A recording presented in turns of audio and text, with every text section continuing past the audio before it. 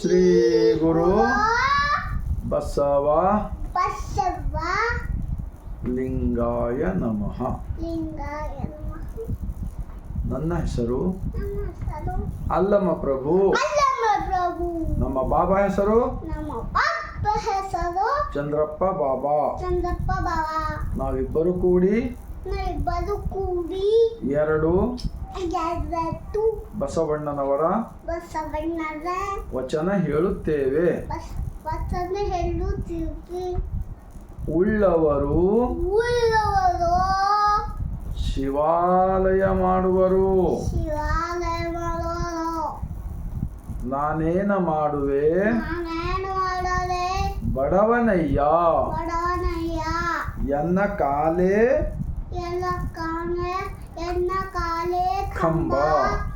ಅನು ಎನ್ನ ದೇಹವೇ ದೇವಲ, ಎನ್ನ ಸೇರವೇ ಅನ್ನದ ಕಾಲವಯ, ಚಂದ ಹೇಳ್ಬೇಕಪ್ಪ. ಕುಂಡಲ ಸಂಗಮ ದೇವ ಕೈ ಹಚ್ಕೊಳ್ಳಿ.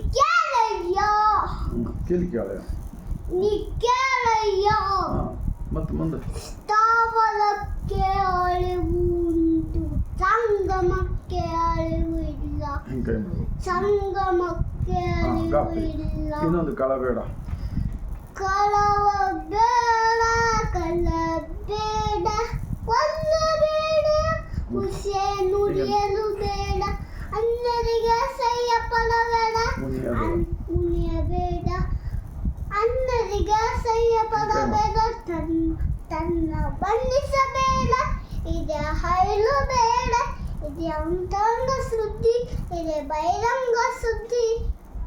ಕೂಡಲ ಸಂಗಮ ಇದೆ ನಮ್ಮ ಕೂಡಲ ಸಂಗಮ ದೇವನ ಒಲಿಸಿಕೊಳ್ಳುವ ಪದೇ. ಶಾಬಾಷ್ ಮಗ. ಸರ್ವರಿಗೂ ಶರಣಾರ್ಥಿ.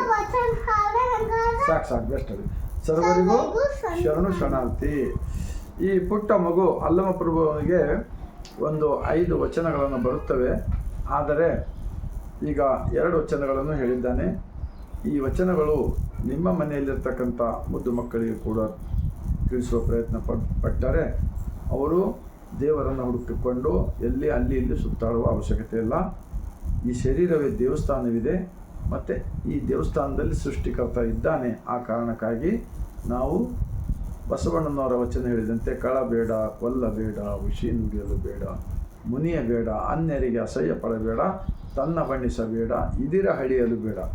ಈ 7 ಸೂತ್ರಗಳನ್ನಿವೆಲ್ಲ ನಾವು ದಿನನಿತ್ಯ ಜೀವನದಲ್ಲಿ ಸ್ವಲ್ಪ ಪಾಲನೆ ಮಾಡಿದರೆ ನಮಗೆ ನಿಜವಾಗಿರ್ತಕ್ಕಂಥ ದೇವನ ದರ್ಶನ ಈ ದೇಹದೊಳಗೆ ಮಾಡಿಕೊಳ್ಳಲು ಬರುತ್ತದೆ ಎಂದು ಬಸವಣ್ಣನವರ ಈ ವಚನ ಹೇಳುತ್ತದೆ. ತಮ್ಮೆಲ್ಲರ ಮನಕ್ಕೆ ತಟ್ಟಿದೆ. ಆದರೆ 150 ಕೋಟಿ ಭಾರತೀಯರಿಗೆ ಇಂತಹ ವಚನಗಳ ವಿಡಿಯೋ ತಲುಪಲಿ ಎಂದು ವಿನಂತಿಸಿಕೊಳ್ತಾ ಮತ್ತೊಮ್ಮೆ ಸರ್ವರಿಗೂ